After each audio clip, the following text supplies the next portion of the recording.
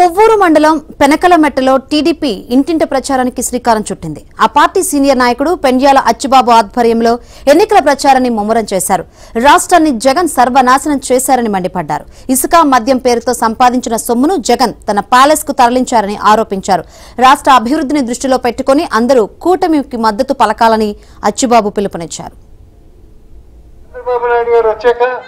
ఆయన వేసినటువంటి పునాదుల మీద ఈయన కూడా సాఫ్ట్వేర్ ఇండస్ట్రీ పెట్టి హైదరాబాద్ లో ఆ రోజు సాఫ్ట్వేర్ ఇండస్ట్రీ పెడుతున్నారంటే అక్కడ సాఫ్ట్వేర్ ఇండస్ట్రీ తయారైంది. తర్వాత చంద్రబాబు నాయుడు గారు మళ్ళీ మనం ఎన్నుకున్నాం.